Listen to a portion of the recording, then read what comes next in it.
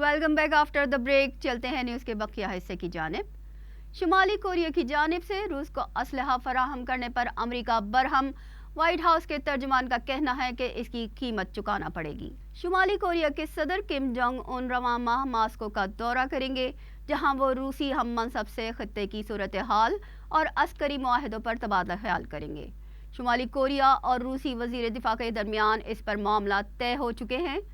شمالی کوریا کے صدر نے روس کو بلاسٹک میزائل اور دیگر جدید اسلحہ فراہم کرنے کا ذکر کیا تھا.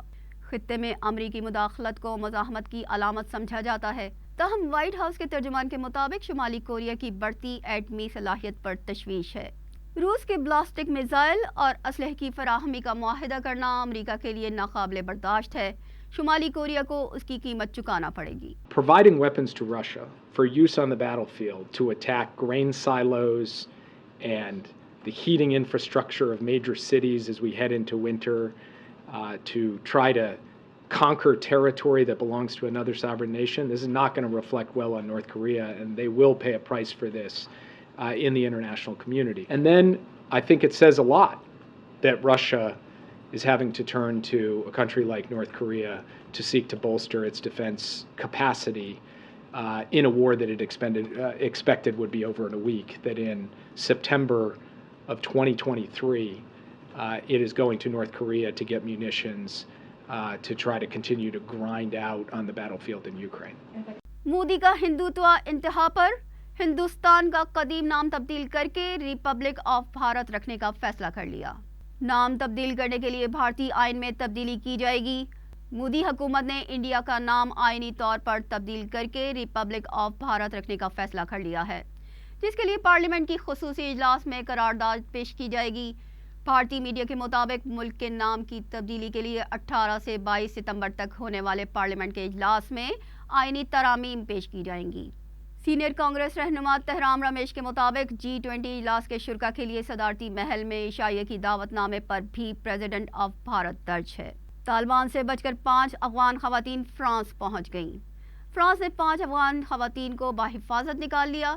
ان خواتین کی زندگی کو طالبان کی جانب سے شدید خطرات کا سامنا تھا. ان خواتین میں یونیورسٹی کے سابق ڈائریکٹر، NGO کی سابق کنسلٹنٹ، ٹی وی میزبان اور کابل میں خفیہ اسکول چلانے والی ٹیچر شامل ہیں. ایک خاتون کو اس کے 3 بچوں سمیت فرانس پہنچایا گیا. یہ خواتین طالبان کی طرف سے پابندیوں کے بعد پاکستان میں پناہ لیے ہوئے تھیں، جن کو بحفاظت پیرس پہنچانے میں فرانسیسی حکومت نے اہم کردار ادا کیا ہے. کینیا میں موسمیاتی تبدیلی کی کانفرنس میں افریقی ملکوں کے لیڈر کا مغرب کو ٹھوس اقدامات کرنے کی تجویز. عرب امارات نے کہا کہ سب کو مل کر اس مسئلے کا حل نکالنا ہوگا. کینیا کے دارالحکومت نیروبی میں افریقی ملکوں کی کلائمیٹ چینج کانفرنس میں براعظم افریقہ کے مختلف ممالک کے رہنما شریک تھے. کانفرنس سے خطاب کرتے ہوئے کینیا کے صدر نے کہا کہ سب کو مل کر متفقہ لائحہ عمل بنانا ہوگا. The architecture is set up in a manner that if you borrow, it will be difficult for you to pay. We need a conversation, and a very candid conversation, and we are saying this in all honesty around how do we get concessional funding. عرب امارات کے رہنما سلطان الجاہر کا کہنا تھا کہ یہ ایک عالمی مسئلہ ہے جس کے خلاف ٹھوس اقدامات کرنا ہوں گے. کانفرنس کے دوران عرب امارات نے کینیا میں $4.5 بلین کی سرمایہ کاری کا ذکر کیا. آسٹریلیا کلائمیٹ چینج سے نمٹنے کے لیے $482 ملین، جبکہ امریکہ $39 بلین فراہم کرے گا. کینیا میں ہونے والے اس 2 روزہ کلائمیٹ چینج کانفرنس کا مقصد مختلف ملکوں کو اس کی سنگینی کا احساس دلانا اور سرمایہ کاری کے فروغ میں کردار ادا کرنا تھا. The world is losing the race to secure the goals of the Paris Agreement, and the world is struggling to keep 1.5 within reach. Asian cricket council کے بھارتی صدر جے شاہ کی ہٹ دھرمی برقرار. ایشیا کپ کے بقیہ میچز بھی بارش زدہ کولمبو میں ہی کرانے کا یک طرفہ فیصلہ کر کے ایونٹ کو خطرے میں ڈال دیا. ACC کے صدر جے شاہ ایشیا کپ پر اثر انداز. یک طرفہ طور پر میچز کولمبو میں ہی کرانے کا فیصلہ کر لیا. بذریعہ ای میل میزبان PCB کو فیصلے سے آگاہ کیا. PCB نے ایشین کرکٹ کونسل کے اس فیصلے پر سخت رد عمل دیتے ہوئے جوابی ای میل کر دی اور مطالبہ کیا کہ یک طرفہ فیصلہ نہیں مانتے۔ سری لنکا میں بارشوں کی وجہ سے ایشیا کپ کے بقیہ میچز ہمبنٹوٹا منتقل ہونے کا امکان تھا۔ فائنل سمیت سپر 4 مرحلے کے 5 میچ بارش سے متاثر ہونے کا خطرہ ہے۔